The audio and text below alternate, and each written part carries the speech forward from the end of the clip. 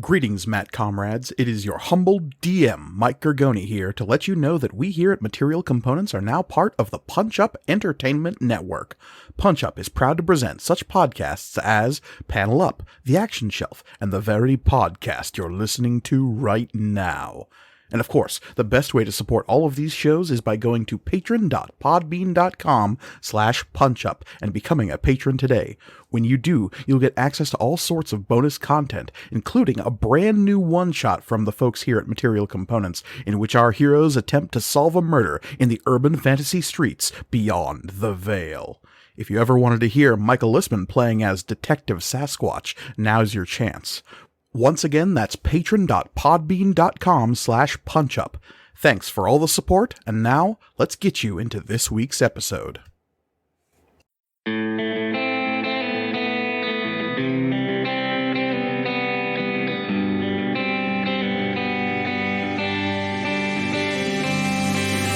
Material Components, Season 2, Episode 67, The Sequence of Things.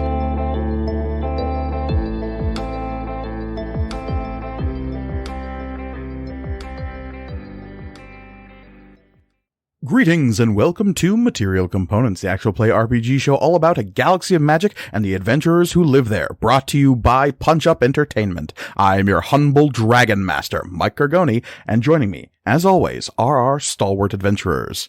Hey adventurers, thanks for being here. Heck yeah. Hello. Howdy. Of course. Hey everybody. I am Olivia, and I will be playing Florian of Aquilar. I'm Elliot, and I am playing Shay, the Elven Wizard. I am Michael, and I'm playing Oswald Octavian Theophilus III. And I'm Reed, and I'll be playing Amari. Indeed. And of course, before we begin today's session, I have to ask the same question I ask every time, and that is, Michael Listman, do you remember what happened last time? I do, Michael. Thank you for asking.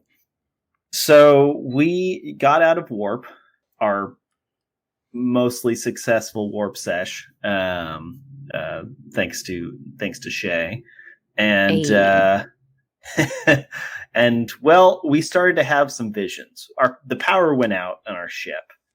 There was some backup power keeping us from not completely dying, but as we endeavored to bring the power back, we started to have these visions.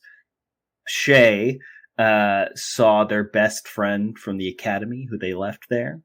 Amari had a war flashback to the Battle of Fortis. Is that correct? Fortis?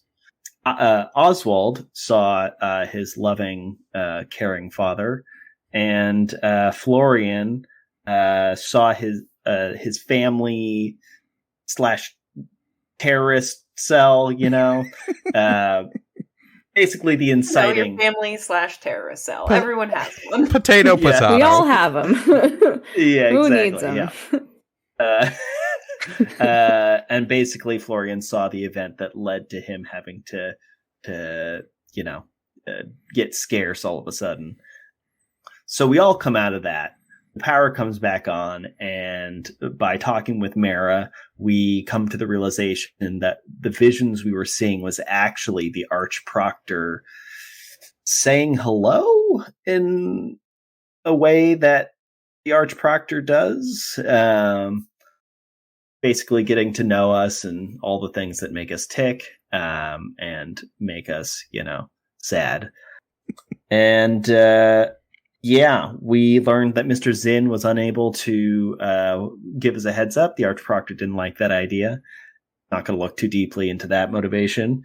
And basically, we learned about our ongoing bout with void sickness or space madness. I don't remember what we're specifically calling it in this campaign.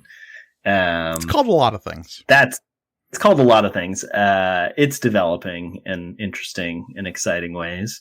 And then we also learned that Mara has been created to be a fae on the level of like the High Court. We don't know why specifically. We have theories, but probably not a good thing. So we were encouraged to look for allies in our fight against Aegis Tech. So that's kind of where we left off. Just kind of a lot of information. Now we get to figure out how we want to deal with this. Yeah. Your communication with the Archproctor was not as precise as perhaps you would like, because it seems as though the Archproctor, whatever it actually is so vast and powerful, and Shay got a little bit of a taste of just how big this entity is, in that the way it could directly communicate with anybody was just these huge waves of emotions that came crashing over your etheric senses. Other than that, they were able to communicate with abstract pieces of presentational art using pieces of your own memories to try to communicate in some fumbling way. It's like a human trying to communicate with an ant. How do you get across ideas and thoughts when the creature exists on a whole other scale of existence? Mm-hmm. But you came away from this conversation with some ideas of what it is that's going on with all of you, what it is that's going on with Mara, and what you might do to counteract the individuals that created her in the first place. Because whatever their ultimate purpose was, there doesn't seem to be a lot of wiggle room of it being a good reason for creating an artificial high she. And Mara is of the opinion that what their purpose was behind it was probably bad. And she straight out said, if not for y'all's perspective and your freeing of her from her imprisonment, she probably never would have come to that realization or perspective. So, good job so far on raising this incredibly powerful, artificial Fey child. I'm going to get us all mugs that say parent number one parent. Tied for first. Yes. Number one grandpa. Oh, wait, I get Wait, number one grandpa because I'm damn. Foxy Grandpa. So yes, you are now finding yourselves back on the Tiresian in the middle of nowhere space. As opposed to the first little brief awakening in which you saw yourself surrounded by a strange pulsating nebula, that seemed to have also been part of the Archproctor's attempts at early communication, because as you look outside the viewports on the bridge where you find yourselves now, it is just vast emptiness of space. You were led here by Mr. Zinn in the first of what you were told were going to be a bunch of jumps leading you to the Archproctor. Now you don't know where you are. You don't know how far you are from a piece of settled space. You know you're at least one jump away from where you came from, but precisely how you get back, there's no warp coordinates anywhere. There's no comm buoys out here. You don't know where you are. We were also told that it was going to be multiple jumps, and I believe we only did one jump. Correct. Yeah. Yeah. Okay. If there are no comm buoys out here, how are we going to attempt contact with Mr. Zinn, though? You did receive a plethora of messages from him. It seems as though he has some way of sending you communications, though, again, you're very uncertain as to how that could have happened. Yeah. Wizard shenanigans, I'm assuming. That seems likely. Yeah. So, Oracle Zero. So we should probably oh yeah, so we can't send any messages back to him. Not in Maybe any a wizard traditional can. way. Yeah, perhaps there might be. I try really hard. Shay, you'd be able to cobble together at this point that Mr. Zinn operates on a level that is like just above where your capabilities seem to be at this point. He does stuff in the astral sea that you knew was theoretically possible, but is nonetheless impressive. Yeah. So is it just above, or is it like just above? How many Aether die does Shay have? Let's see. Where's that here? I know I said I had it ready, but actually I never said I had it ready, so you can't get mad at me. All right, lawyer. I have 8. I have 8. Right, because he has. So like. Yeah. In that case, it's 10, right? just above. As I hold up a number of fingers. Okay. Damn, he's almost got all of them. Yeah, you gotta do some wild shit to get that last one. Yeah. I'm so excited to know what it is. Those last 2, they're they're rough stuff. Mm-hmm. Yeah, I just mean like to earn that much experience. Oh yeah. But yeah, I'm not saying you can't make a deal with the Fae. In fact, I encourage it. You always do. Mm-hmm. One of these days we'll do it too. Hey, it hasn't led us astray so far, has it? We've always managed to get out of it somehow. I can't think of a single time where it's backfired. Nope. Yeah. On me. Exactly. So what's the problem, y'all? Let's do it. Yeah. All right, Mara, let's make a deal. Oh, wait, no. I crave new experiences. Elliot and I bet. a while ago, when we were talking about first hiding Mira on the Storm's Repose, we're like, Yeah. oh, fuck. Which one of us is going to have to draw the short straw to, like, store Mira in their body for a while? And we were like, oh, God, it's just so bad. Why did we do this, you guys? Or impulsive. She's just so goddamn charismatic. Yeah. All right, what are we doing? Yeah, so Oh, that's a great question. yeah, I can't quite get a hold of Mr. Zen. The stuff he can do is Yeah, like top Yeah, tier he's wizard just- shit. like not top tier, but like pretty high. Like not S rank, but A rank for sure. I don't know what yes. that means. I'm probably like It's, like Mara's mid. I'm like a middle B No. right what? now. Like the insect? Yes, Oswald. I'm a middle B. Which, hey, Yes. let's take a second to dive into the middle B lore of the Yes. Dragon's Weight Galaxy for a moment. What's a middle B? Well, Let's there's really think there's the about it. minor B, the middle Mhm. B, and the greater B. Greater The B's. Mega B. Well, yeah, that exists on asteroids and tends to Yeah, create and Acolyte aethite probably. honey. Yeah. Mm-hmm. Gotta look out for the Mega Bees. The Yeah. middle bee is about the size of a moderate house cat, and its sting can be deadly. Yeah, but it's very cute. I love that. Okay, now that we've gotten that out of the way, You're Right. welcome. so Well, wait, what does the J in JRPG stand for? it don't stands understand. for? Stands for jorts. No, Stands for japes.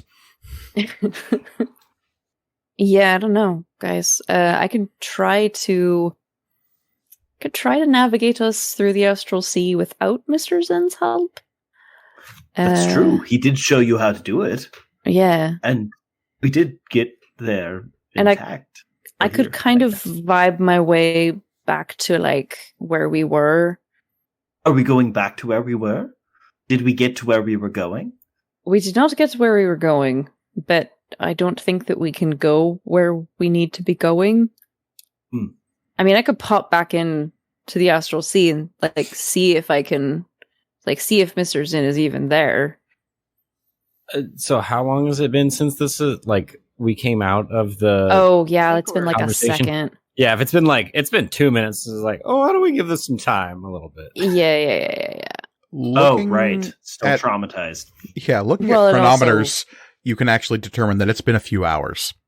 Oh, dang. Okay. Yeah, so the ship should be fine. Do we have like? Do we know where we are? Absolutely not. There's a limited number of places you could be based on the warp capabilities of the Tiresian. So, like, you can't have gone anywhere in the galaxy. Your ship's not that big. True. It's true. I could What math it out. I was just about Oswald. to say. Oswald could help. We could math it out I together. can help with that. Yes, I have a. What do I have? I have a D8 in applied mathematics.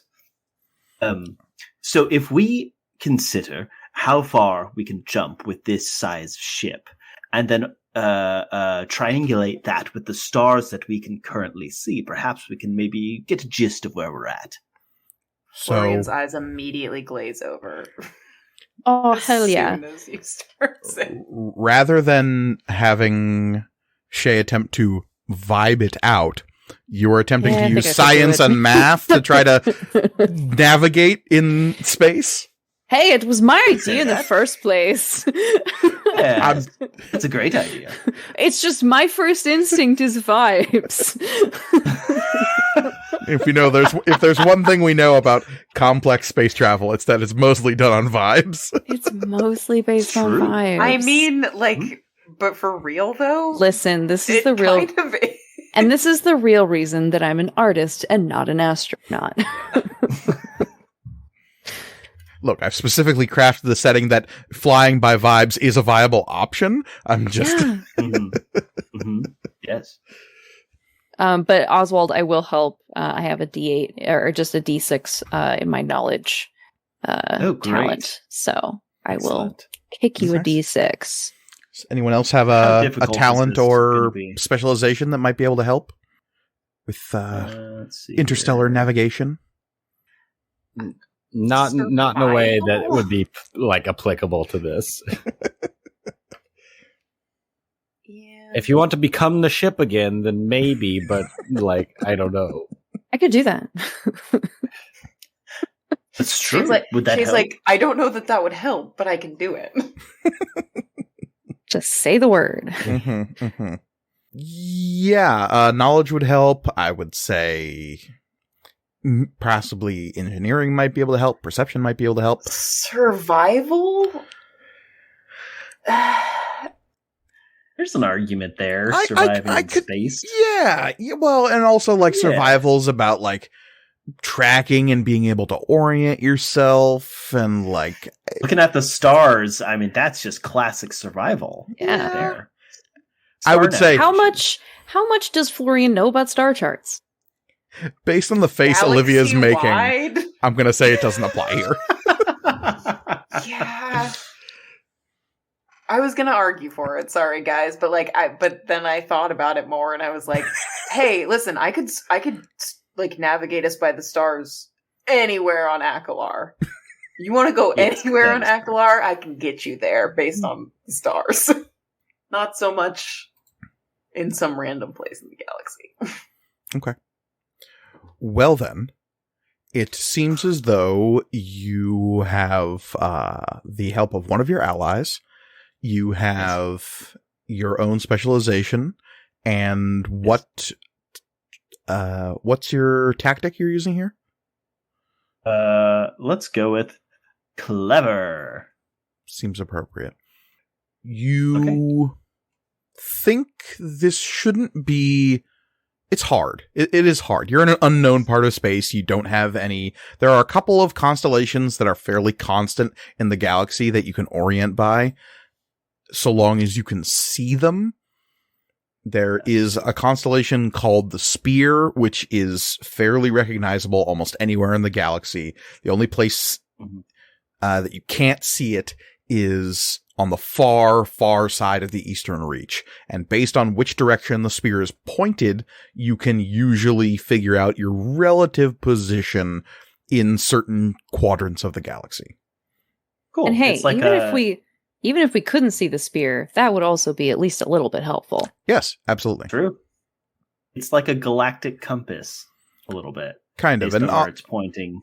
yeah, Oswald, you would know that the tip of the spear is a extra galactic body that actually exists outside the galactic rim. And that's why you can kind of see it from everywhere in the galaxy. That makes sense. Okay, great. So you said hard is what we're looking for. At the very least, yes. So 20. Okay, I guess I could pump some Aether into this. I used Aether last session. I want to say I used 4. That is correct. Does that sound right? Yeah. Okay, great. So I still got 2. So let's go ahead and use those last 2. So we can avoid. I was going to say just Aether Leech something, but I forgot that has consequences now. Yeah, bummer, right? I mean, it doesn't. You've already... The consequences have come and placed their bill. We might as well just Exactly. use it all the time now. True. Get our money's worth. Yeah. Yeah. Yeah, there's no reason it can't get any worse now that we know about it. Mm-hmm. Yeah. That Knowing works. is half the battle. Mm-hmm. I've been doing it for like hypothetically 23 years, so Exponential growth is a thing. 15, What do we got? 18, 19, 20. whoa. I saw 2 1s. I'm like, there's no way. There's no way this is going to happen. All right. So precisely Whew. 20. You can figure out, based on the position of certain constellations and even the existence of certain constellations, that you are still in the southern reach. You didn't change quadrants of the galaxy. You can figure out that you think you are somewhere near the interior rim of the galaxy. You're not quite towards the galactic core, like not as far as Dowthul, which is the big Akasi world in this chunk of space, but you're definitely like listing towards the western reach as well. So you're somewhere between Gobwar and Fingalurf, you think. Oh. Interesting. Oh, well, that's good. Gobwar. Which is like not honestly that far away from where you were. Yeah. If you think of the galaxy as a big clock, you maybe moved like a couple of minutes in terms of degrees in a clockwise direction. Okay. So I obviously communicate all of that after some very good math, like staring off into the middle distance. Eyes are sort of like flickering back and forth. And Shay at one point is like, it's like a clock. Oh, yes, of course. Thank you, Shay. Invaluable help. Yeah. I'm going to guess that my D6 was one of the ones, so. No. It could have been. I didn't specify which one was you. Yeah, I think it might have been one.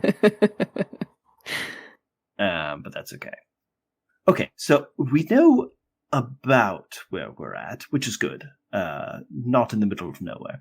But that does bring up an excellent question. Where are we going and what are we doing?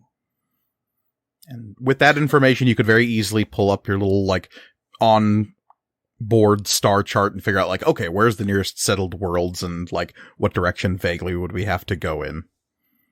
Right. Well, we should Getting probably, resources. like, we should get to a place at the very least where we can send out communication. Right. Because Mari has something pressing. And we should also probably actually talk to Mr. Zin. Mm-hmm. Oh, right. Yes. Well, For once, listen, I'm so invested in the drama of Amari's family. Believe me, I am. But I do think that this takes a little bit of precedence. Just a smidge, though. Mari, what do you think of that? We already told the Archproctor and Zin that we're going to take care of this first, so let's just keep plugging away. Right. And when you say take care of this, what specifically like take care of the entire Project Chimera issue? Okay, just wanted to make sure we're on. No, we were going to meet up with Mr. Zinn and the Archproctor, and then we were going to go take care of our So other we pressing didn't. business. I mean, Right. we met up with the Archproctor, and we can't meet up with Mr. Zinn because we're all infectious. Except for you, maybe. We don't know yet. Well, of this specific disease, I'm sure, but there's a lot of diseases. I'm just saying. A lot of diseases. So many. Mari might still be infectious. Fuck. Well, if you guys don't think we have anything else to talk to them about, then we can be done. Well, I just wasn't sure how we would, if we cannot get in contact with them, how would we meet up with them? I don't know. Because Shay, you can't get a hold of Mr. Zinn at the moment. Is that correct? No, because we're not like near any communication hub. That's what I kind of mean. Like we should at least we kind of know the direction of places that have communication hubs. So yes, well, yeah, we should definitely check it for sure. Yes. Okay. Good. Great. Let's do that. Yeah. So what would be the because we were near Gob War, that's still theoretically the last known position of the Storm's Repose. That's true. Right. Yeah. Okay. Yeah, there's bound to be comm buoys somewhere near there. Absolutely. Gob War is a big hub of galactic trade and civilization, for lack of a better term. Now, if we were to make our way towards, what was it, Nearend? Would that theoretically be an easy jump to start making our way towards that? They're in the same direction. Nearend's a little bit farther back up the clock, as it were, in a counterclockwise direction, galactically speaking. You're in the southern reach. Nearend is closer towards the eastern reach, but still roughly in the same galactic quadrant. It's a little bit farther in an easterly direction. So think of it, like I said, as a clock. If you're currently somewhere near the 6 o'clock, Gob War is kind of towards 5, and Nearend is at 4. Okay.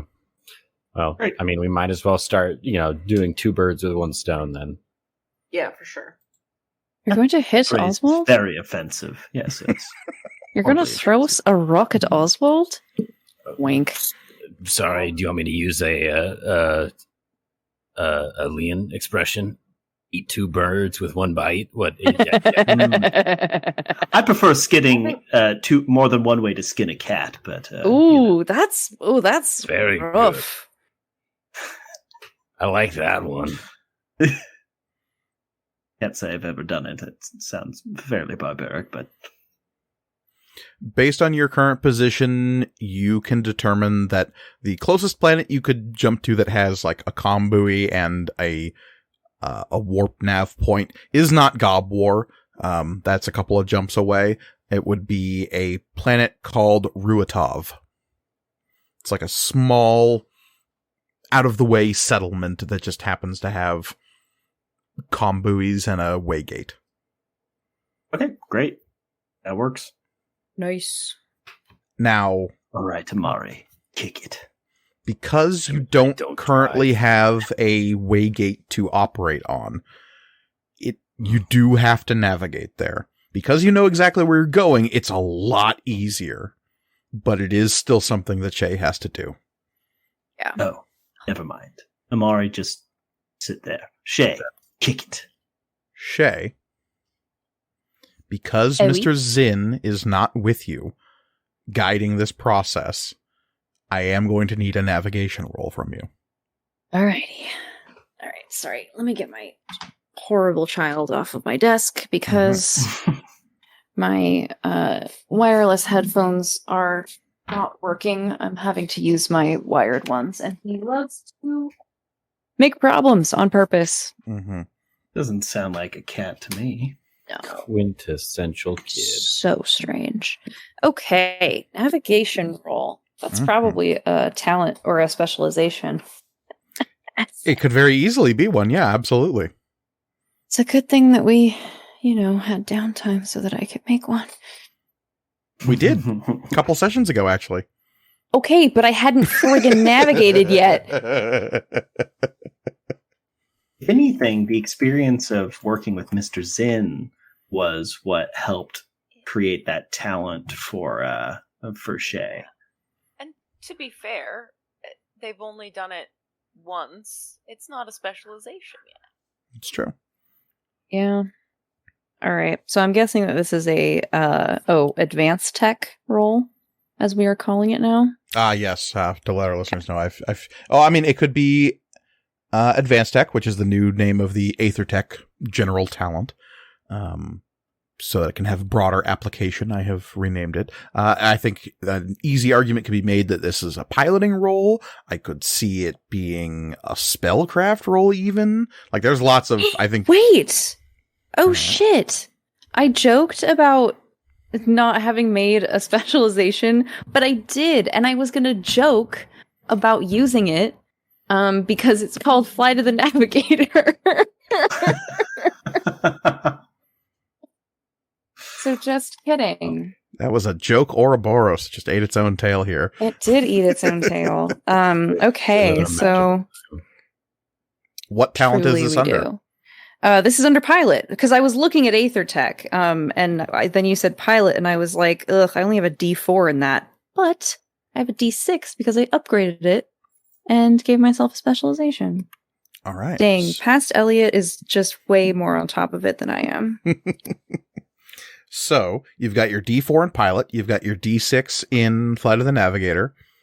What tactic are you attempting to use here?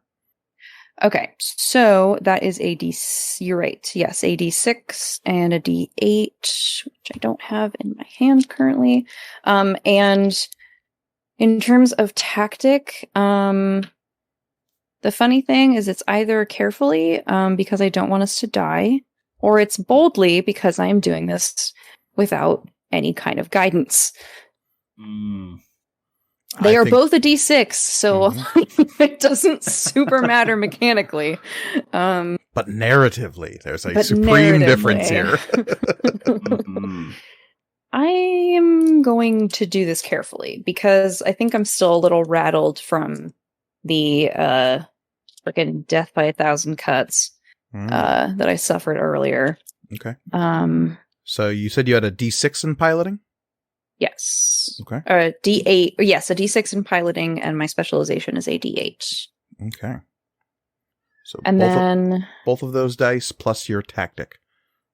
Yes. And then remind me how much Aether is in the ship. The ship has a lot of Aether. All of its different systems have its own little pools of Aether. It's right. I wouldn't say it's effectively unlimited, but it is a lot. I would say somewhere in the range of like 50. Okay. But so taking Aether from the ship could cause problems. Right. Mm-hmm. But you can use the Aether of the ship when navigating it correct? You could pull from navigation systems and like things that are supposed to supply energy to those systems. Yeah, absolutely. But I guess you've been the engineer of the ship for a while, so you would know that, like, okay, if you don't take anything greater than 3, you're probably fine. Okay. That's about what the ship does when it's piloting on its own. Okay. So I will take 2. As, again, I do not have any Aether of my own. That's why I took Aether Leech. Like, come on. And feel free to keep using that if you want. As soon as we're in range of something. Okay. Oh my god, right on time to be menaced. Okay. Don't touch those. Oh, good golly. Oh. Up and down. 16. 16. Apologies, I did not state the difficulty level here. No, you did not. Because I think I should get a free D6 for that.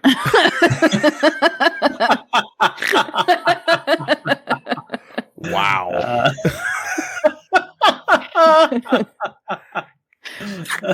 New house rule. We just made it. Optional rules in the book. If you forget to state the difficulty, your players get 1 free D6. What was your roll total? 16. Okay. This would have been a pretty incredible roll for you having been the training, yes. having had the training wheels taken off. And so your first time just navigating on your own, you know, it could have been a lot harder, but you knew exactly That's where you're true. going. So yeah, sure. Have a free D6.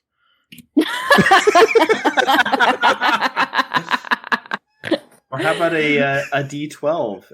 Yeah, dice? I do think I'm going to need to roll at least 1 void dice for sure. Okay. Oh no, okay. I was like, oh shit, did I get a 1 on my tactic and talent? I did not. Yeah, let me know if that happens. Okay. All right, Monsieur, or Signore Gorgone, give yourself a void dice. A void die. Ooh, that's a 10, so I'm at 26. Okay, that's a success. Yeah. Woo. Right. The danger gauge has gone up to 2. Nah, but it does mean that if anyone decides to fail a roll, they'll get 2 XP. So, yeah, your careful navigation of the space between where you are and the planet of Ruatov is successful. You find yourself sinking back into the astral sea yet again, this time by yourself. This is the first time you've entered the space of your own volition without a guide to help you into this space. So it is like initiating your own little acid trip without somebody to talk you through the experience. Without a sitter. Mm-hmm. Exactly. Yeah. And so there is this moment of breathless wandering as you touch that infinite rolling sensation of the aether field that binds all things within the dragon's wake. And without that steady voice of Mr. Zinn to pull you back from the brink of those waters, there is this shaky moment in which you could very easily lose yourself into the drifting sensation that overcomes you in the astral sea. But your careful, measured method by which you are focusing on where you need to go, you have the information from your star charts about Ruatov, you know exactly what you're looking for. You follow lines and traces of energy across that sea, and eventually you find this small, out-of-the-way world and the nav point that is shining out like a beacon, a buoy anchored at this point in the sea that you can latch on to. You can see now that this method of travel, the way ships move between waygates, is so effortless and simple compared to what you and Mr. Zinn just did to find your way out into wild space in the middle of nowhere. Nice. And you get a brief glimpse at what it might have been like for those first travelers out in the stars who didn't have this system built for them. If they just had to navigate by vibes.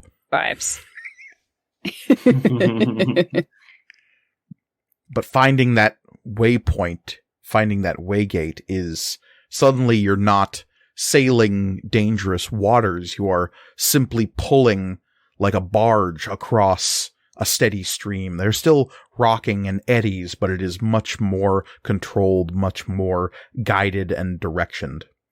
It also, you do the thing that Mr. Zinn showed you, where you take the Tiresian as you conceptualize it in your mind, and you create the shield around it, and you activate the warp drives. And as you're pulling yourself towards that steady location in space, it feels so much easier than when you've just tried to find a way into a random spot in space.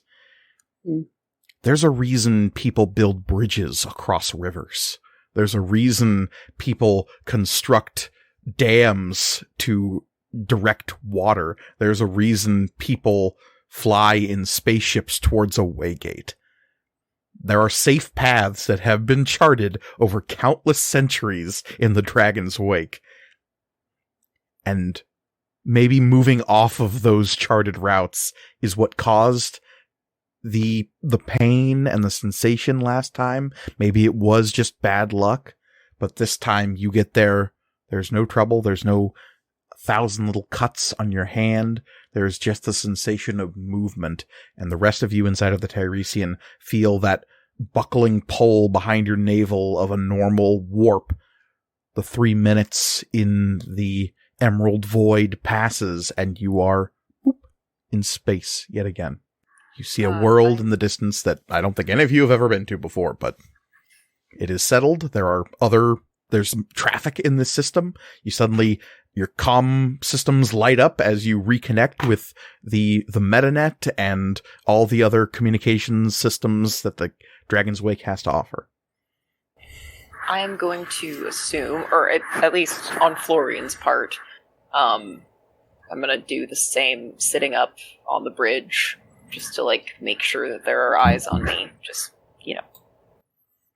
in case. Mm-hmm. We're all just locking eyes in the bridge. The Office 3-person, or the SNL skit 3-person shootout. Oh, yes. And nothing. There's no odd moments of voices capturing you or out-of-body experiences. It's just a normal... You've done this 1,000 times at this point as living in an intergalactic civilization. Love it. Cool. Right. Well, send a message then to Mr. Zinn. Mari, why don't you take care of that? Okay, Captain. Well, nobody was offering up any suggestions, so I just figured you wanted to be a part of, what we do, and so I'm just suggesting. Yes. Well, since Shay took care of all of the navigating and piloting, don't want you to feel left out. No, of course not. No. Yeah, no, let me take care of that. Yes. There you go. Why don't you put your feet up? Kick back. Here, come have a seat. Do you require anything to drink while you're working hard? I mean, it must be pretty exhausting. Well, I could definitely go for a 12 Loco. Oh, a 12 Loco. Okay. Oh, wow. Should I get that now? Do you want it over ice? How would you like that? Well, you are handling the communication, unless you want Florian to take care of it. No. I should contribute around here, so I should probably take care of that. Oh, well, very nice of you to offer. Oh, my pleasure. Mm-hmm. While those two are going at it, anyone... Just kiss already. He's gonna need a fucking stepladder. Most of you would notice Kala getting up and leaving the bridge. She's kind of buttoned up and is moving off. Not in a huff, but definitely in a I'm done with the day kind of attitude about her movement. Yeah. Which is fair.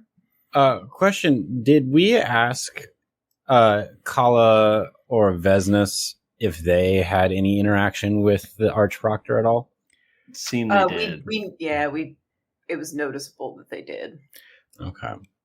You definitely were aware of Kala's. She is grappling with some how one perceives reality issues about what is a simulation and what isn't. And the fact that you actually had 3 layers of simulation that you just went through. She asked you, is this the real world?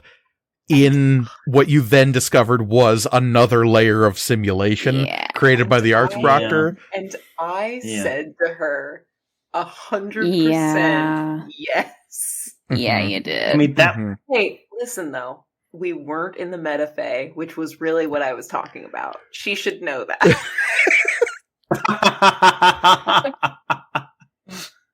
Extract of that what you will about Kala's current situation, but she is leaving the bridge in a stoic, I'm done with this kind of silence. Vesnis, on the other hand, seems almost unaffected by what just transpired. She seems... Yeah, she's too cool for emotional trauma. I love it. Yeah, I don't know. Well, I know, but she is definitely kind of aloof and a little bit just like passively reading up on the planet you've come across now. She's reading up on the star charts and atlases about Ruatov, and she's like just comments to herself, "Oh, they export fish. Interesting." God, she's so cool. Just like doesn't give a shit. And there was that strange moment in the first layer of simulation with the Archproctor where she did just vanish at a certain point. Yeah. Maybe she wasn't involved. Seems to be a trend with her regardless of what layer of reality you're on. Yeah. She just likes to dip. Yeah, weird. She's very good at it. So are we, are we just sending out messages and then continuing on, or? I mean, the longer we sit in one spot, the, theoretically it would be the easier for people to like find us, right? But then again, we have we're untrackable. Yeah. Unless they know that we're doing this, and so they're tracking someone else. There's layers to this.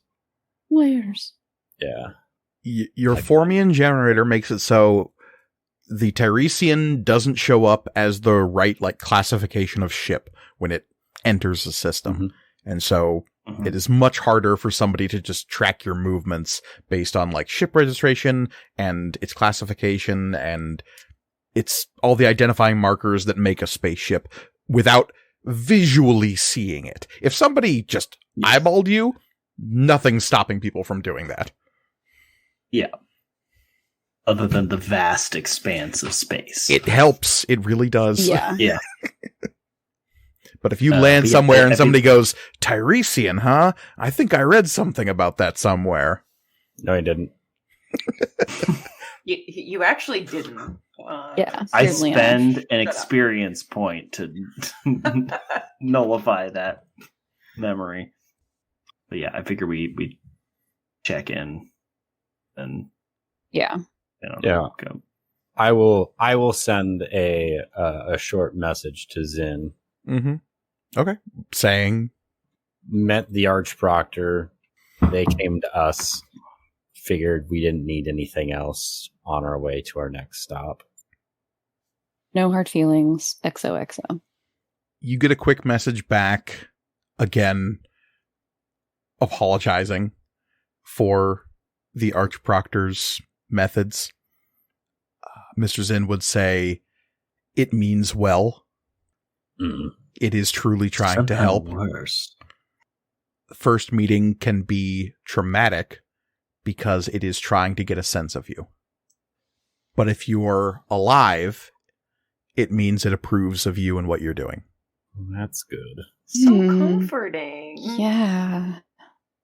Hey, if you're alive, that's good news. Okay. There was a chance that I could just decide that you didn't deserve to live. Yeah, I'll let Mr. Zin know that we're heading to Niran to meet with a representative, and then hopefully we'll be checking in soon. Okay. He gets back and says, best of luck. If you need any help contacting anyone in your next step of this mission, let me know. I know some people. Yeah, and like on that note, I'll be like, okay, well, who do you know? It's a long list. Great, I got time. Send it over. All right, let's CC some people in a message. Yeah, It's more like all. He has a long list of contacts. If you have an idea of what direction you want to go in, he can start making introductions. But All direction. If you don't have, like, it's like saying, like, oh, just hand me the phone book. I'll figure it out from there. Just send me your email contact list. Right. Yeah, we might not like how we're listed in that contact list, so... Well, that's good. I think going through Mr. Zinn for contacts and who we need to reach out to is an excellent idea. Oh, okay. Mm-hmm. So that's what we should do. Anyways, shall we go to Nierend? Unless we want to stop at the planet and get anything. Do we need anything? Is our ship running okay? Yeah, and you resupplied very recently over at Bortogantu. That's true. You're in about as good a position as you can be. I have a really important question. How's my stock of 12 Loco doing? You've got about like half of a pallet. Okay, so we're I'm running low. Yeah, I was just about to say. Oh my god. Critical condition.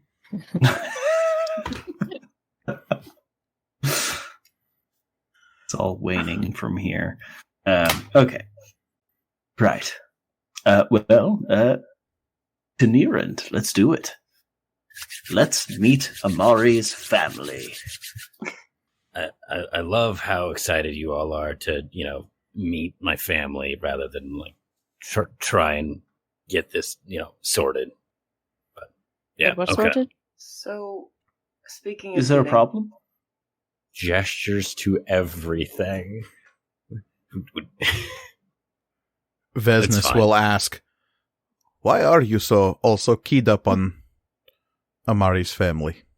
Yeah, he kind of had to be there. It started as an inside joke about his... We found out that he has children, and that just doesn't... I mean, look at this guy. And I'll just, point to Amari, and it just kind of... It kind of just spiraled from there. Yeah. And we've never met them, so...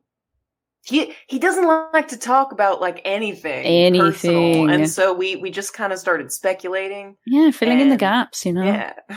We've got some bets going, actually. It's a big... It's true. It's like I have a lot of money riding on this. It's a big team building thing for us. It's brought us all much closer. It's true. Amari, if it makes you feel any better, I do not give two shits about your family. That's great. I really appreciate that. Wow, Vesnes. It's like you're not even... It's like you're not even trying to be part of the group. No, and Shay is saying really that while laughing. Now, Oswald's family, that is the interesting one. Well, it's not as much. It's not as much fun with Oswald's family. Like they're so utterly batshit that it's hard to make up anything that's wilder. Yeah. Frankly, we don't have to talk about that. The joy is in the not knowing. Yeah. It's like once we actually meet Amari's family, we'll probably stop giving him shit about. There's no way they could be as wild as... Wait, Vesnes has a great point. Why are we excited to meet Amari's family? Oh God, we're going to ruin the joke. We're going to ruin everything. Why would we ruin everything? I'm confused. You guys do that. I just imagine...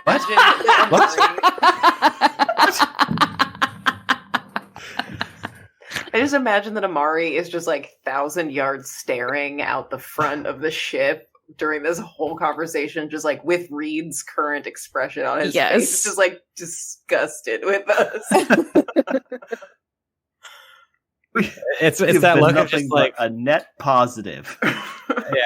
How hard do I have to run at this window for it to knock me out? Yeah. Don't stay unconscious too long. It's super bad for you. Have you ever just had a bunch of coworkers that you hated. Yes. Yes. Only always. Only always. So, is the plan that's- to head straight on to Nearend? Yeah. I think so. Okay. Yeah.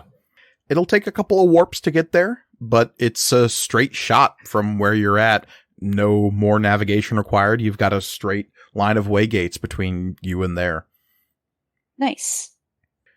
So it'll be about a day's worth of travel with a few hours of recharge between each warp. But if there's nothing else anyone would want to accomplish in that time span, we can skip on forward. Yeah. Okay. We all skip on forward. Somebody should check in with Kala at some point, but That's what I Not- was thinking. I'm not sure if it should be me. Shouldn't be me. That's fair. You guys, y'all, it can't. If we're talking about this in character, y'all, it can't be me. It can't. I mean, I can do it. Okay, so at some point in the trip between warps, Amari, you go check in on Kala. Yeah. Where is she at? Like, just if it's like middle of the day. Eventually, middle of the day has very little in the way of. Right. Yes. No. In the middle. We're in the middle of space. Yeah. Yeah. Day means nothing. In the middle of our current period of being awake. Sure. Yeah. You would eventually track her down. She is in the cargo bay. And you can see that she is doing something to the ship you stole. You're not quite sure what it is, but she seems to have like a decent sized wrench and is rhythmically tapping a spot on the hull. And it's not, she's not even really looking at what she's doing. She seems to be listening to it more than anything else. So you come into the main cargo hold and you just hear this clang, clang, clang, clang, clang, clang. You need any help? And she'll jump and look up and drop the wrench and it clatters to the polysteel floor and she'll say, "What? No, I'm fine." Are you looking for something in particular? Looking, no, not looking for anything. I'm fine. It's a sequence thing. I read somewhere that sequences are wrong if in the Metanet, if you're looking directly at them. I don't know if it's true or not, but just making sure things are in order. That's fair. Hoping that makes everything make sense. Yeah. I mean, I can tell you're stressed about this, so you don't want me to be here. I can leave. Or if you want someone to stay and talk about it, I can stay. I think I regret leaving the Storm's Repose. I think I regret leaving Esclipsis. Mm-hmm. I don't know what to do with that feeling. I mean, you don't have to stay here if you don't want to. So what are my options then? I don't know. We'll come up with something. So I can leave and you all go on.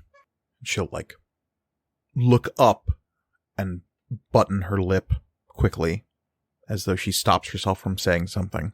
And she'll glance back at you and say, "Do you all keep doing what you're doing?" No. I mean, we don't really have much choice. I mean, we do, but it's complicated. Yes. What that thing that hijacked our brains, what it suggested to us is crazy. You know that, right? Mm-hmm. I mean, all of this is kind of nuts. I mean, when you think about it, right? We have Mara on board, which theoretically doesn't make any sense. We're essentially in some sort of action holotape thing happening right now, right? This is like this kind of stuff doesn't happen in real life, but it is happening, and so. Oh, corporate espionage happens all the time in real life, but we're talking about Aegis Tech. Mm-hmm. None of us are trained for this sort of thing unless you have covert experience that I don't know about. Not really. So you weren't part of some kind of crack Dominion Black Ops team? No. Some kind of data thief? Nope. You weren't It'd be really part... beneficial if I was, but no. If we had anyone on this ship who was something like that, it would be extremely beneficial. But instead, we have a war hero and a former terrorist and some kind of internet reporter and a wizard school dropout and someone who, as far as I can tell, is just very good at making bombs out of things. And you have me who, let's face it, I worked in IT back on Esclipsis.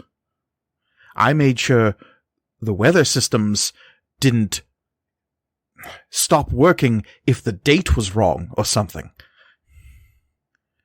I made sure that the calendars worked properly on people's data pads. I made sure the scheduling applications all synced properly. Yeah, you've managed to help us quite a bit. We wouldn't be here without you. I don't know if that's true. I think it is, so. And so what? I go from the IT department of a weather reclamation center to corporate terrorist, then. Yes, so.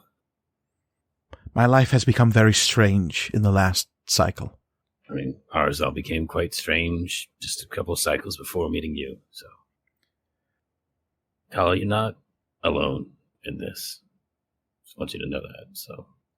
I need you to give me some kind of influence role.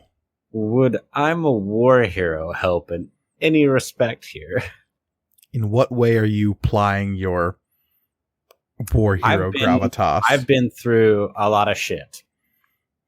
Okay. So when I'm talking about things get weird, we live in a galaxy where like planets get glassed and people can have like godlike powers. Mm-hmm. Shit can be weird. So, it's true. You know, I've seen some things. Okay. So you can say this with a level of gravitas and meaning it. There's weight behind the words of Amari Kelrakasa. Yeah, so I'm going to use I'm a war hero, and I think either cleverly or carefully for this. Up to you. Yeah, I'm gonna say I'm trying to be somewhat clever in being like, hey, listen, I've been through all these things. I can relate at least on the things getting weird part. Okay. So that'll be a 2d8 for this. What are you looking for, Mike? I would say this is challenging. She is not in a good way. So 15 is what I'm looking for. Boy. But you have some experience in being the leader type in a group. Yeah, it feels weird to like put Aether into this in terms of like, oh, let me use my etherics to try and convince somebody that they're in a safe space. Your species canonically has weird kitty pheromones, though. Yeah. And also, there's more than just, like, etherics is more than just pew-pew lasers. Etherics is emotions and energy and vibes. Well, I'll throw some good vibes at this then, and I'll pull a d6 to add to this. Oh no! Roll that classic Reed footage. It's well, I didn't make it, that's for sure. But I also got a 1 on both my on my Aether die and my tactics. Wait, did you get it on the tactic and the talent? No.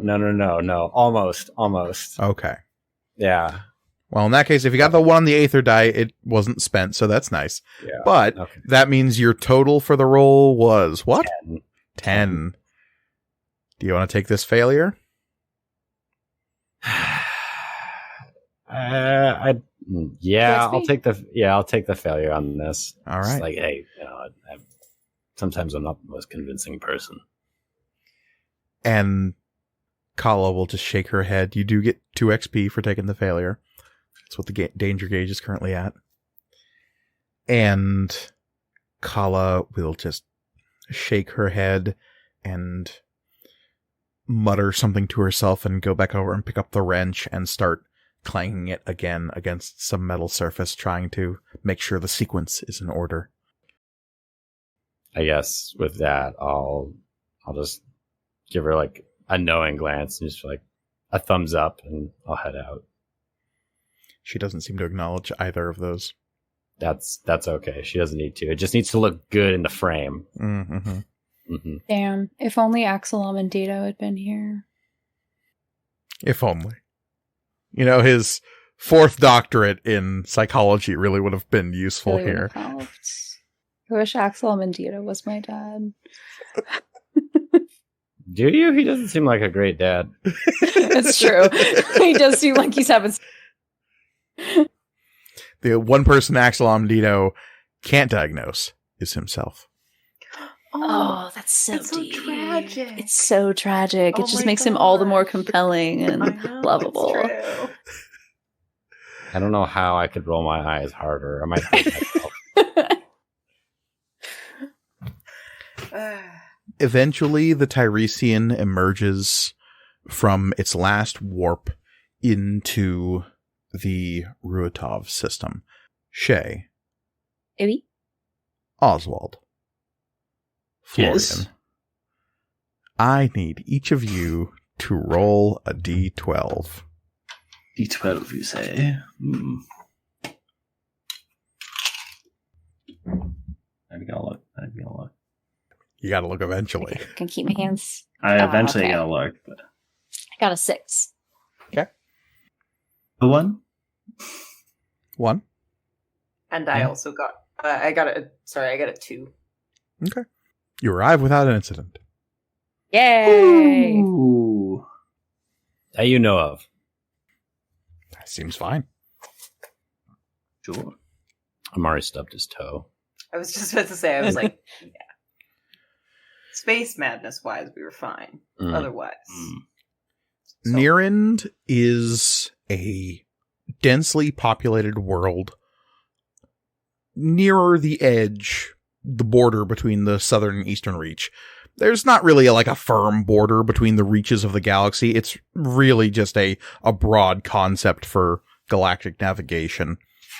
But this world was definitely one that was probably spared the torch of the shattering simply due to the fact that it was a little bit outside of any big industrial centers or military targets of any sort. This is a world without any big industries, because there were definitely like agricultural worlds that were glassed and destroyed during the conflict. There were, if anything was a target of value, it was on the table to be caught up in the war.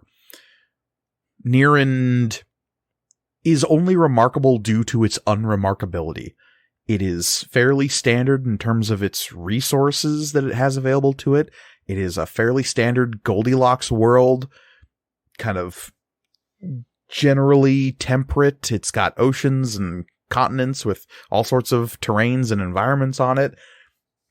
It's a perfectly habitable world. It's just there's nothing unique or special about it. There's a lack of aethite or aethium mining industry in the system because there's not enough of a asteroid belt or extra planetary like bodies that you could mine that sort of thing from. There's really only 2 planets in the system. That's Nearend and a larger gas giant closer to the center of the system that maybe if luck had rolled one way or another, this might be a binary star system, but it just happened to have been what's called a hot Jupiter. It's a very, very hot gas giant near a sun that didn't quite ignite into its own star. And yeah, the fact that this world is completely untouched by the war means that you are now wandering into a pretty typical world that would have been seen in the Minos Dominion about a decade ago. This is a world where the Rosset hegemony, the largest, I guess, existing member of the Dominion, held sway. So it is a primarily Lean world, though there are plenty of representatives of other species.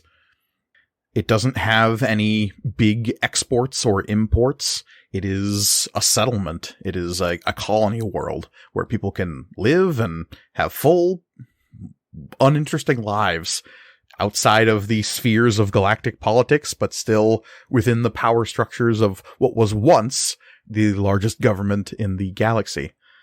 That government no longer exists, so worlds like Nearend are left to fend for themselves, but having been under the purview of the hegemony, it's not looking out for itself. It's chugging along nicely. There's a bit of traffic in and out of the system, but not as much as in other more densely populated worlds. There are several large cities on the surface of the planet, but there are no like big sprawling megalopolises like you might see in more settled, centralized worlds.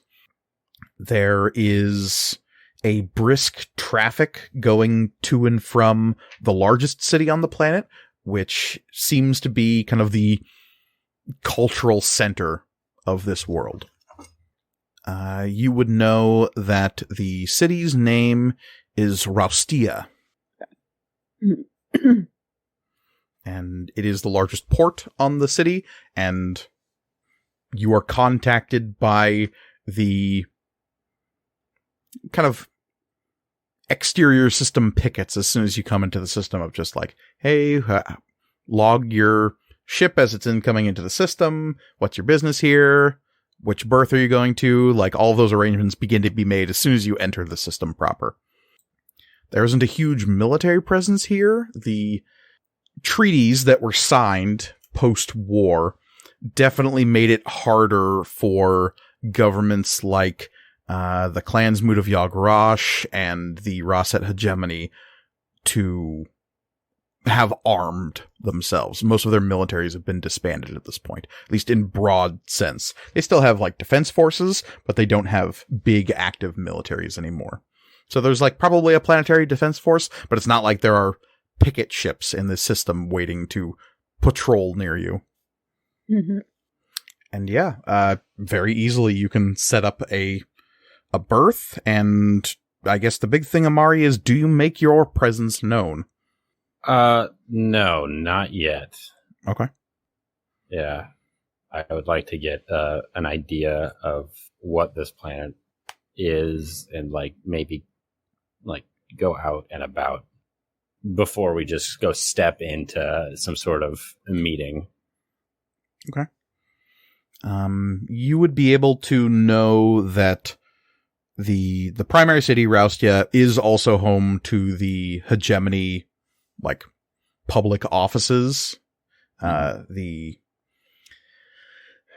don't want to say embassy, because that makes you think it's like the sole little piece of that civilization in a foreign land. Like, this is a colony of Vastplane. So this world was colonized by people leaving Vastplane and setting up shop here. So it's all part of the same governmental system. There's probably a local matriarch here who runs the show. And she is most definitely set up in this primary city somewhere. Okay. In fact, you would be able to look up the name of the local matriarch. Anyone I know? You would recognize the name maybe as just like, oh, I think I was maybe introduced to her at a party once. She is Matriarch Sesru. How many days has it been since the communication with the other matriarch that contacted us? Like a couple. Like 2? A week? Not quite a week. It's probably been like 5 days. Okay. So like within my, I don't feel too bad about the like, yeah, we'll see you soon. Like that's soon on a galactic scale, I would imagine. Yeah. And honestly, yeah, depending on the kind of ship you're moving around in, getting there in a reasonable time frame is totally realistic. Mm-hmm. And yeah, you weren't given a strict time frame to show up here, so you assume no one's going to be breathing down your neck about being late or not because you were never given a time to show up at. Yeah. I will send a communication directly to my wife. Yeah. Olivia, I can see all of you just going, my wife. Yeah, there you go. It had the same exact cadence, though. It was so. My wife. Well, okay, I'm not saying it didn't run through my brain of saying it. I felt like I might be. It was true that it was like it didn't have the inflection, but the cadence of it, Yeah. It was the perfect. Yeah, let me just send it to my wife.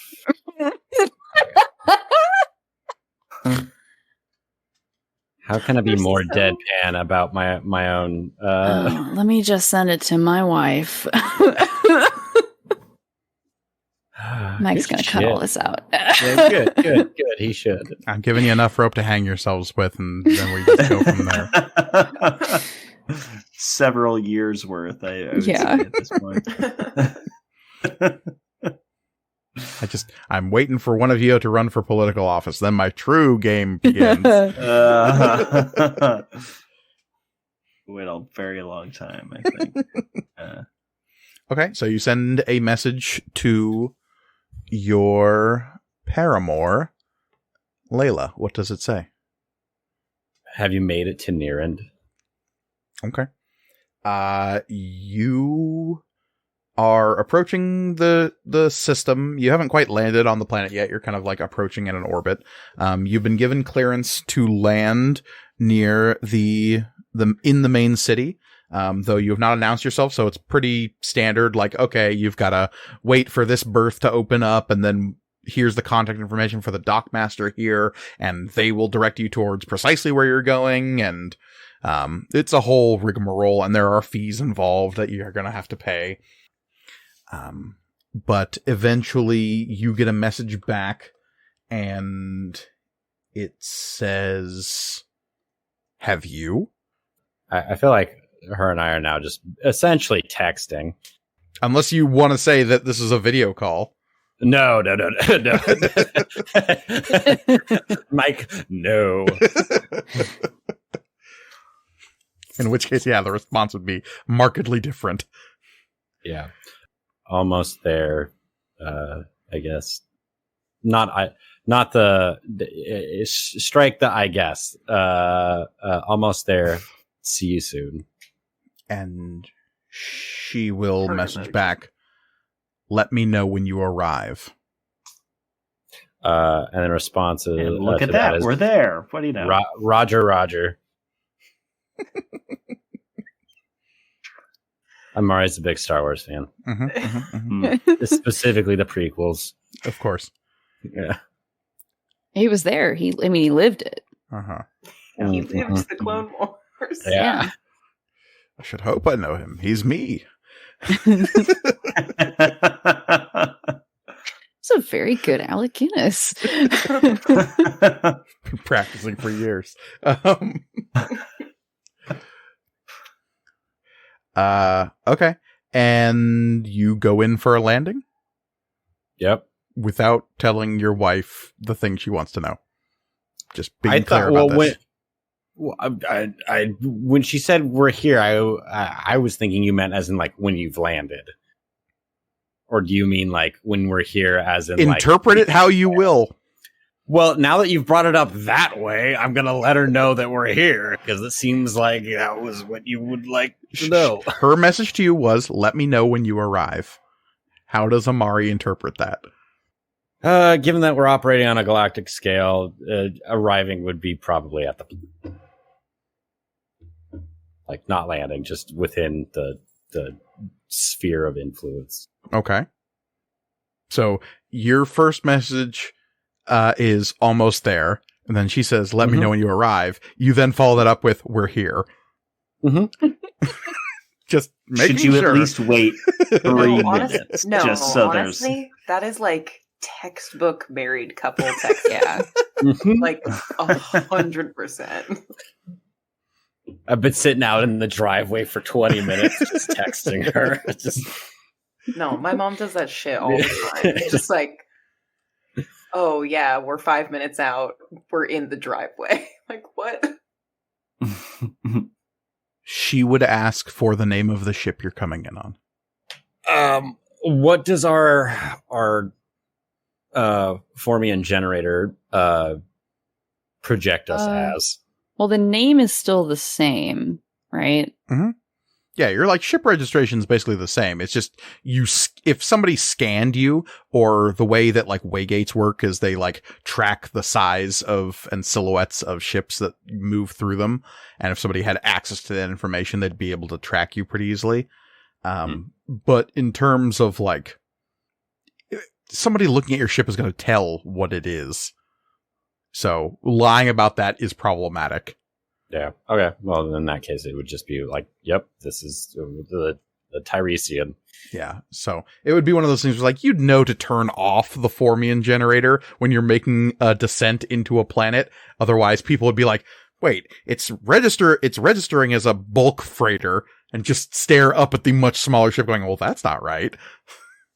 The much smaller ship with all of the fucking spy sensors, like, attached to it.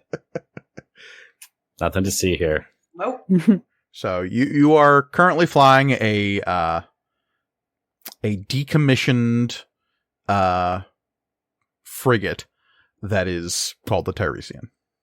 Yep. And so as soon as you send that information to her, there is a beat, and then suddenly whoever's on comms and like communicating with the dockmasters suddenly gets a message that you're being redirected to a different berth. Okay. You are getting redirected towards the heart of the city. There is a floating series of platforms that create this like sky dock, essentially, hovering near the center of the city. And you would be able to tell from a significant distance that Amari, this city is built to look like the capital of Vastplane. Specifically, there is an enormous landmark in the center of the city that is a huge golden pyramid that is a replica, you would assume, of the Sun Forge on Vastplane, which is this huge Aegis Tech apparatus at the center of the capital city of Vastplane. Vastplane is known for its superlative use of solar technology. They are incredibly adept at turning solar radiation, like the etheric radiation given off by most suns in the galaxy, into energy and being able to harness that. And the way they mastered that is by observing this huge Aegis Tech pyramid that they found on their planet that absorbs and distills etheric energy from the star that they circle. This pyramid here is probably not a Aegis Tech pyramid, because that would be wild if they found a second one. But it's made to look like the Sun Forge. And as you're coming in for a landing directed towards this flying sky dock that is kind of off to one side, but above this pyramid, you can see, even in the daylight, there's this broad beam of light shooting up out of the top of the pyramid at the center of the city. And as you're making your descent, you can see that it's attached to, or the beam strikes what looks like a space platform that is hovering above the city. That almost looks like a second city in orbit above the city that you're flying down to. And Amari, you would know that like there's something similar, albeit much, much, much bigger on Vast Plane. But this is a very common construction method that the Leon use, where planet-side stuff will be really good at collecting solar energy that is put out and like collected inside the planet, and then they will beam it up to energize stuff that's in orbit. So it's like an Elysium situation. Less dystopian class stuff, yeah, but okay. Technologically, yeah. So it's not like the cool stuff is on the floating platforms and the okay. No. If anything, all the like cool technology is on the ground, and they're just using that to power the stuff that's up in space. Okay. I thought you said that we were going towards the platform, and I was like, great, okay. So we fucking have to do an Elysium. There are other floating platforms near the ground, and one of them is the skydock you are heading towards. Mari does have a mech suit, so we're like halfway to Elysium. Oh, yeah. I guess it's going to be Matt Damon in this situation. Matt Damon, I couldn't pull it. I was like, as you are being redirected to this other berth, do you follow the instructions? Yeah. So you are flying towards the center of this city. Raustia is a large city that is fairly landlocked, though there is a large lake to the north of where you are. The city itself is a large metropolis. There are flying vehicles moving to and from tall buildings, all of which are dwarfed by the giant pyramid that is at the center of this place. But even as you get closer, you can tell it's like a pale imitation of the Sunforge on Vast Plane. It's maybe a third of the size, and the panels of it are clearly made of like metal and glass and painted materials, as opposed to whatever the heck it is the Aegis Tech pyramid is made of. And as you're coming down onto this floating sky dock, you can see that there are a bunch of people waiting for you. You can see that several smaller transports have landed on the dock that you're being directed towards, and there is a small party waiting for you. I already texted this to Elliot, but Florian is just sweaty. Like, this is fucking not good. Gonna be fine. Do they have weapons? Can we tell if they have like if it's a police force waiting to arrest a bunch of people? Even if it's not, it's like, as you're getting closer and lowering into your descent, you can make out that there's probably 30 people down there. They have all come out of several transports that have landed near the platform you're landing on. I would say maybe a little less than half of them probably do have weapons that are visible. There is a clear honor guard of some kind. They are dressed in pretty striking regalia of golds and these dark blues. And Amari, you'd be able to recognize several of them as what are called paladins. Paladins are bodyguards, but like elite, highly trained bodyguards. If you have a paladin, it means somebody needs to keep you alive at all cost. Paladin training is unique in that it does not focus on firearms. It focuses on like honing martial weaponry. So paladins use swords and knives and things of that nature.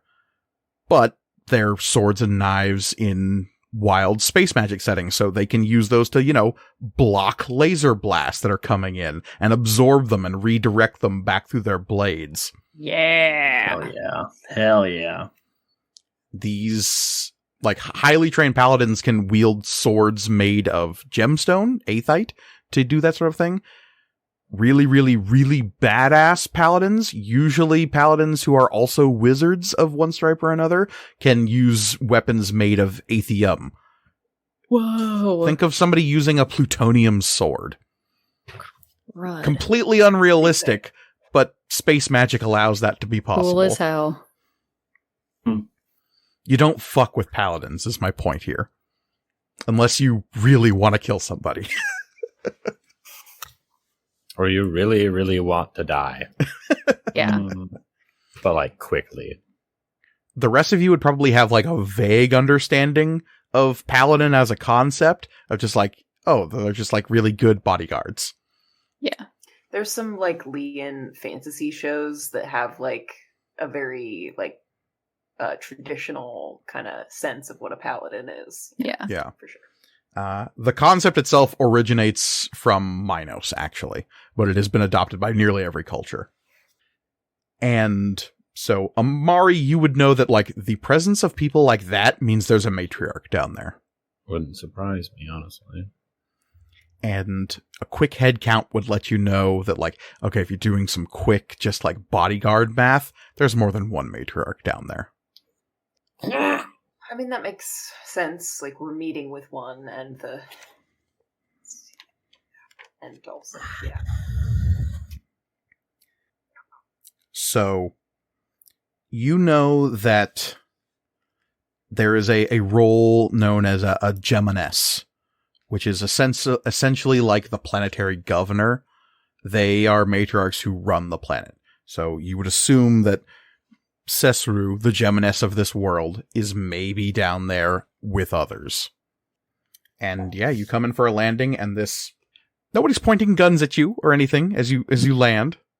But there's definitely a sense of, if they wanted to, violence could be done. Kala is scarce when all of this happens. You think she's probably retreated to her room. Vesnes is sort of antsily pacing across the bridge and looks to you, Amari, and asks, am I going to be a problem? I don't think so. Unless you want to be, babe. Are you planning on leaving the ship, or do you...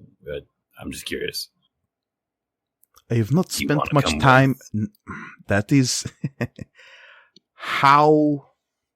There are certain laws that really frown on my people being out and about in the galaxy. Does this planet follow those laws? Mike, does this planet follow those laws? You have no idea. Okay, yeah. What is the hegemony's stance? Is it the same as, like, other galactic stances on, like...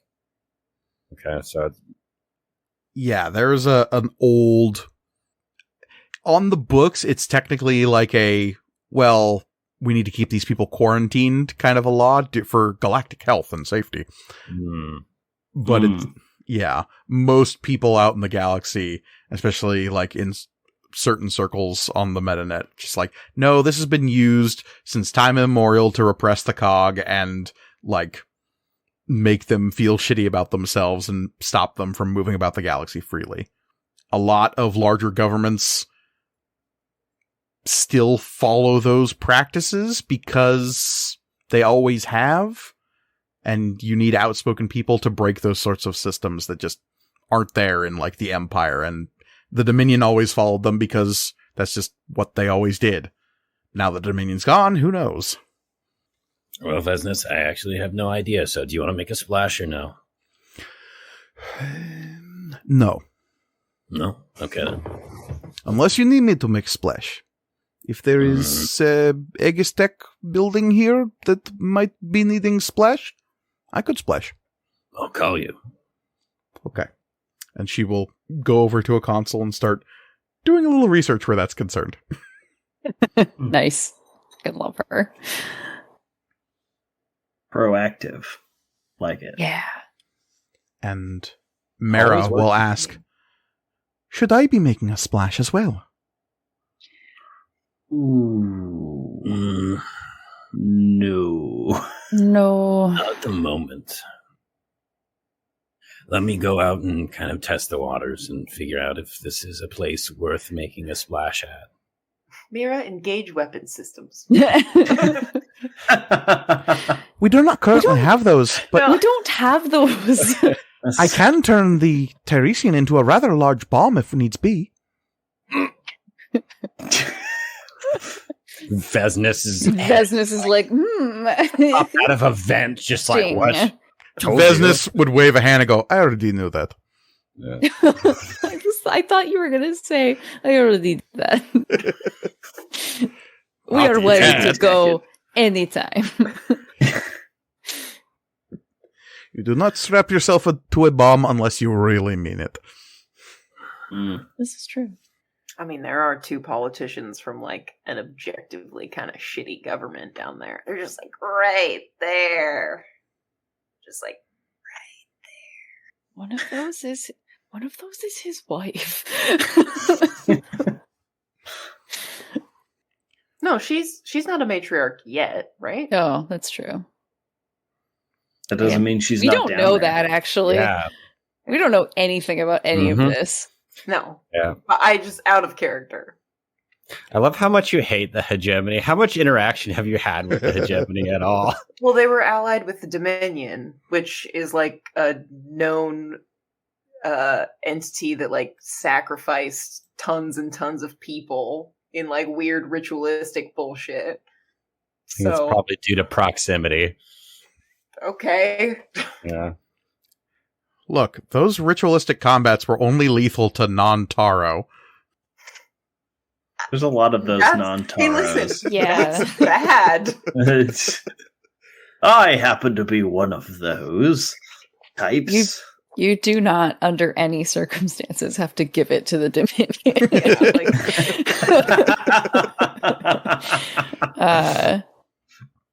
Listen, okay, so the Rosset hegemony is Italy in the Axis. Cool. They I don't still think did a that's accurate fascism. Your wife is Mussolini. No, that's not what we're saying. Wow. We're not going to run her corpse through the streets. No. Ooh. At best, they're the Ottoman Empire in World War I. They sought a separate peace early on. Doesn't matter. Yeah. Moving on. Sure. Mhm. Yeah, so are we all ready? Do we all putting our best foot forward? I changed into, I'm wearing my most sensible crop top for the occasion. A formal crop top. My formal crop top. This is space fantasy. That has to exist. Oh, it absolutely does. And I have 6. Oh, I have 2 outfits. I have the jacket I've been wearing since you all met me, and then I Might wanna also wear now have little pants. You might Oh, want to yeah, wear that's your vest and pants. Yes. Yeah. Are you Donald Ducking it or not? Oh no. Oh, no. Okay. Gotta put my best foot forward, I think. yeah, maybe. I'll wear. Are we all going out there, or is it just I- Mari? I- How is this? I don't want to, but like, I already changed my clothes, so I might You as have well. to? No, you don't have to. Oh, we don't have to. No. Oh, that's great information. Although I will say, if we don't go out there, we will not meet. Who Any says you're amount going to meet of any of Mars them there. I anyway? mean, it's just like That's this true. whole scenario seems fraught. Maybe a private get together. Sure. Yeah. with Let less me go talk to them calories. really quick, and then we'll invite them up for coffee. And Well, just your family. That would 12 make loco. sense. Yeah, we don't have any Yeah. coffee, actually.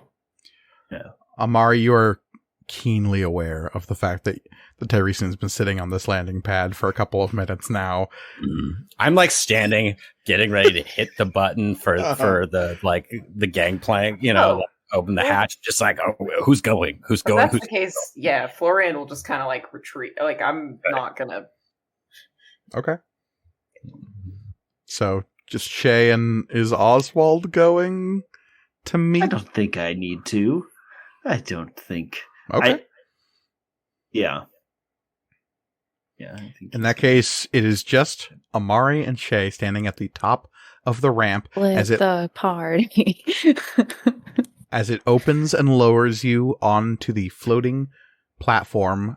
Surprisingly not windy, considering how high up you are. You think there's probably some kind of environmental stabilizer up here, but you are met with the sight of a pretty decent-sized crowd of Leons, Midrians, and Lycans. The vast majority of them are Leon, but there's a couple of the other types as well. And as soon as Amari sets foot on the platform's surface, there is a snap to attention, and somebody out in the guard lets out a low rumble, a 10 hot, and like all of the soldiers snap to attention. The paladins draw these long, like recurved sabers that kind of curve down into hooks at the end and place them on their chests. And there is a loud barking voice which says, "Hail, Prefect Kelrakasa! Hail, Champion of Fortis!" Amari just like shakes his head and then looks at Shay, goes for a fist bump, and like, after you. Okay, not fist bumping you. Actually, kind of regretting coming out here, and also I should not walk in front of you. All right, let's do this. Like, if the door is still open, Florian just like makes eye contact with Shay through it, just like, fuck, what the fuck? Fuck me. And as you begin to stride across this platform, you see in front of the crowd of armed guards and attendants and hangers-on, there are 3 women standing there waiting for you to approach. The first at the fore is a matriarch dressed in a sharp green and brown suit. She is holding what looks like a large data pad to one hand and is like watching you approach casually, her eyes flicking back up and forth between the data pad in her arm and your approach. Just flanking her to the left is a woman you recognize. It is Matriarch Tally Hania, who you saw back on Seawell. She is watching your approach with a broad smile, and her eyes flick back and forth between Shay and Amari, but then like goes back to Shay, and then like this smile curves even larger as she recognizes you. Yeah, that's good. Yeah, that's good. Standing Good. a pace behind Matriarch Hania is another familiar face, Amari. As you see, your wife. And I think it is there we're going to leave it for tonight, and we will have our reunions and introductions next time. Because as always, you can find us online at MatcomRPG on Twitter and Instagram. You can also email us at materialcomponentsrpg@gmail.com. We always love hearing from all of our listeners. You can find me on Twitter at CryOutOlivia. I am always there talking about D&D and other RPGs and also just a lot of other nerd stuff. So come hang out. You can find me on Twitter at Elliot C. Lewis. I'm an illustrator and graphic designer, doing a lot of tabletop RPG and other fan art. You can also support me on Patreon and Ko-fi. Links to both of those are in my Twitter profile. You can find me at The Readamus on Instagram and Twitter, where I post jokes and lots of photos of nature, so come check it out. And you cannot find me on social media, but what you can do is support our show by rating and reviewing it on whatever platform you're listening to it on. Please, please, please do so. Indeed, and finally, you can find me personally on Twitter and Instagram at MKGorgoni, where I'm always happy to talk about all things material components. But as always, the world is chaos, so please, Be kind to each other. Goodbye, everybody. Goodbye. Bye. Goodbye. Bye.